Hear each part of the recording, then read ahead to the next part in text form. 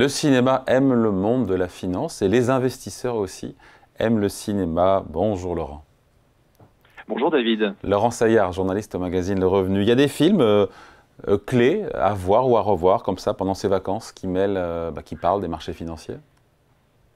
Oui David, c'est-à-dire qu'on peut effectivement se distraire aussi sur le sujet bourse, parce que d'abord, même dans la fiction, il y a des films qui s'appuient sur des faits et des récits bien documentés, hein, donc ça peut être des sources d'inspiration.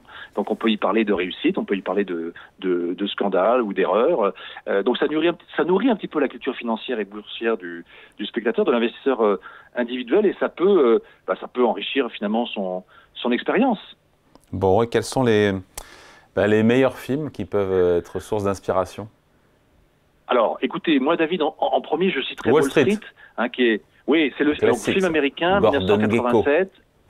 Voilà, c'est un film d'Oliver Stone avec Michael Douglas.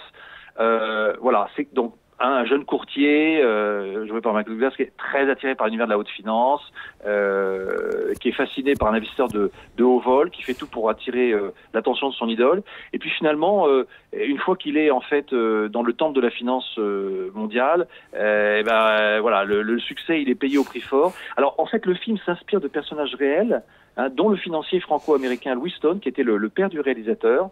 Et donc, bon, petit clin d'œil, effectivement, les gains trop rapides amassés en bourse peuvent avoir un goût amer. Ça, c'est la leçon à tirer de Wall Street. Voilà, c'est la leçon à en tirer, ouais.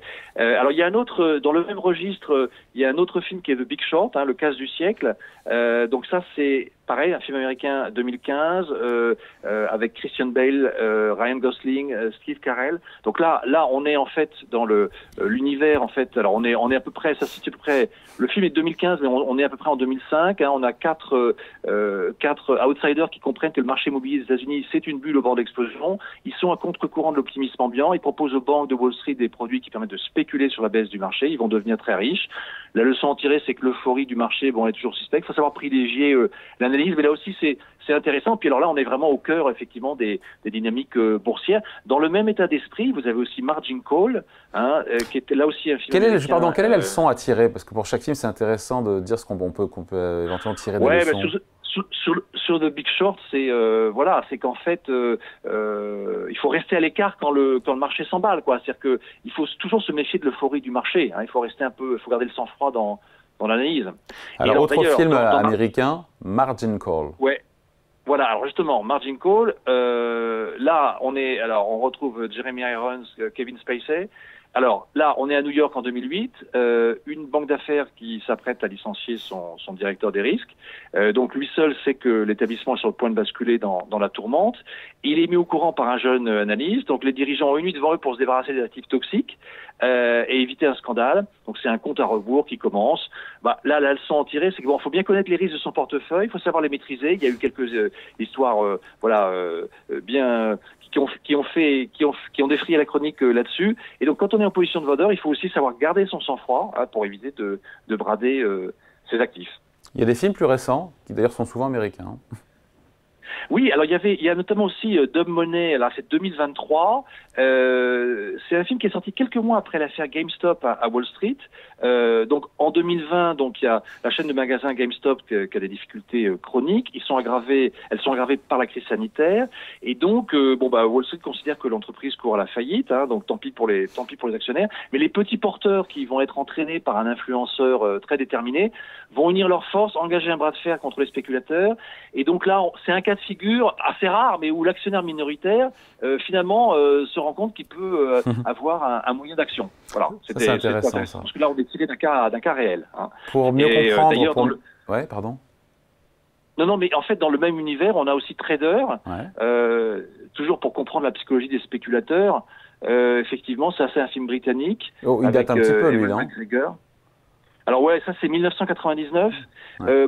C'est un opérateur marché qui fait son trou dans une institution chic de la City. Il est envoyé en Indonésie puis à Singapour. Il doit prendre de plus en plus de risques pour camoufler ses pertes. Et là, on est sur en fait une histoire réelle, hein, parce que c'est l'histoire en fait de Nick Leeson donc parce qu'en fait ça va se terminer par la faillite de la banque Barings. Ah oui, en fait, c'est le film avec Ewan McGregor. L'histoire de Leeson et des junk bonds. Nick Leeson, il a fait plus de 6 ans de prison en Asie après. Il s'est reconverti ensuite en patron de club de football. Mais bon, là, la leçon à en tirer, c'est que qu'il s'agisse de pertes ou de gains, en fait, les spirales, elles donnent toujours le vertige.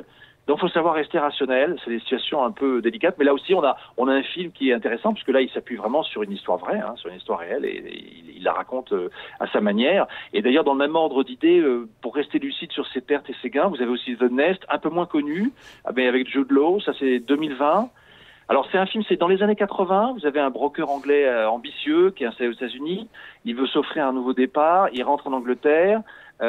Et avec sa femme américaine, avec ses enfants, il veut faire fortune en tant qu'entrepreneur, et puis les revenus viennent pas, et là il s'enfonce un petit peu dans le déni, voilà, la famille se disloque, et en fait c'est juste un film qui montre un peu que comment un investisseur qui est au plus haut à un moment donné, mais peut voilà passer au plus bas parce qu'en fait il n'arrive pas à admettre ses erreurs et il continue à se bercer d'illusions. Bon, on est beaucoup sur Hollywood, et c'est très bien aussi, notamment en matière de films. Il y a des films européens qui traitent, qui parlent de la bourse. Oui, tout à fait. Et alors, d'ailleurs, un petit dernier quand même pour la route avant de traverser l'Atlantique, Ouais. David. Oui, je vous citerai volontiers quand même Inside Job, qui est un documentaire cette fois. Donc, c'est pas un film de fiction. C'est un documentaire dans lequel il y a des Européens d'ailleurs. C'est 2 ans après la crise des subprimes. C'est un documentaire de Charles Ferguson. Donc là, c'est une analyse complète des causes profondes de la crise financière de 2008. Il y a beaucoup de témoignages, y compris celui de Dominique Strauss-Kahn, celui de Christine Lagarde, constat sans appel, voilà, conflit d'intérêts à Wall Street. Voilà, mais c'est intéressant parce que ça nous donne une analyse un peu indépendante, avec le recul sur cette période un peu particulière. Et alors sinon, si on rentre un peu chez nous, bon, alors moi j'ai envie de vous citer ma part du gâteau. On est plus là sur l'économie réelle que forcément directement sur la bourse, mais on y est quand même aussi. Vous savez, c'est cette comédie de Cédric Clapiche, donc un film de 2011 avec Gilles Lelouch et Karine Viard.